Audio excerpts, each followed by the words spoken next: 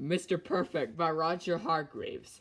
It was a perfect summer's day, and on this perfect summer's day, Mr. Perfect was looking even more perfect than usual. He didn't even have a hair plow place. Mr. Perfect lived in Tip Top Cottage, and on this perfect summer's day, his house was also even looking more perfect than usual. Not a curtain out of place. I suppose you're wondering why Tip Top Cottage is looking so perfect. I shall tell you. It is Mr. Perfect's birthday, and he was going to have a party. There was a knock at the door. Perfect, cried Mr. Perfect. How very kind of you, he said, when he saw that all of his guests had brought wonderful-looking presents.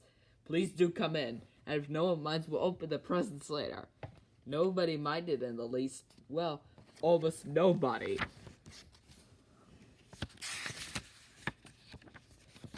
What is that? Roared Mr. Uppity. I don't have any time to waste, you know. You'd better make sure we don't get bored today. Do you think this upsets Mr. Perfect? Of course not. Mr. Perfect had perfect manners, unlike rude Mr. Uppity. Oh no, my dear Mr. Uppity, we shan't be bored today, he replied. First of all, we shall dance. And everyone danced, even Mr. Uppity. And although he danced, Mr. Uppity couldn't manage a smile. Unfortunately, Mr. Clumsy, being his usual clumsy self, broke a pile of plates. Do you think this upsets Mr. Perfect? Not at all. Don't worry, Mr. Clumsy, said Mr. Perfect. And being the perfect person he was, and not being in the least bit clumsy, he produced a whole lot more plates made of cardboard. Then he brought in a cake, and it was huge. It looked wonderful. It smells terrific, and Mr. Greedy thought it was delicious. He gobbled up the whole cake in 3 seconds flat. There wasn't a crumb left for everybody else. Do you think this upsets Mr. Perfect? Not in the least. Being perfect, he'd already guessed what would happen. Quickly, he brought out lots of small cakes. They were plenty for everybody, even Mr. Perfect. But as if it was not greedy, he only ate one.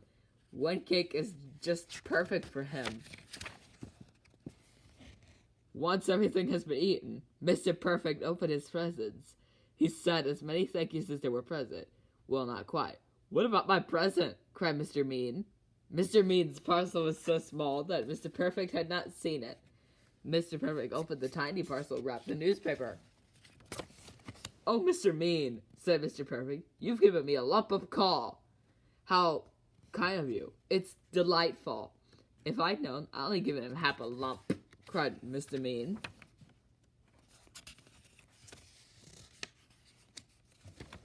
That's it. I've had enough, cried Mr. Uppity suddenly. I fed up with you, Mr. Perfect. And you know why? I'll tell you. I have discovered that there is a most enormous, unbearable, exasperating fault with you. Would you be so kind that as to tell me that might be? Asked Mr. Perfect as politely as ever. Don't you understand? Cried Mr. Uppity. Your fault is that you have no faults. Scram hooligans. No boy, that's Butterful Piscat. Why is he learning some manners? And I think I have blue stuff coming from my eyes. And next episode I will not have no eyes. And technically I'm a counterpart to Handy, who has his eyes ripped.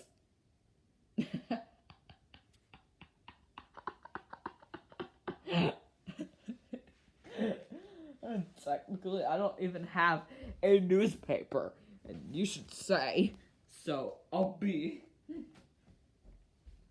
If you have promised, you should technically get a gift for Mr. Perfect. And I've given Topo Sticky a good present called Geo Play. And you should technically say so. Well, I think it's some egads. I'd like a piece of Oh, Mr. Noisy, you've given him a piece of meat. You should not do Wilkins Coffee for insert channel name here. Insert channel here does not want to do Wilkins Coffee.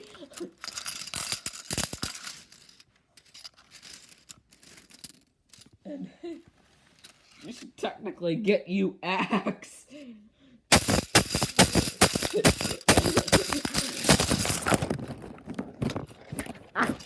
You fuck.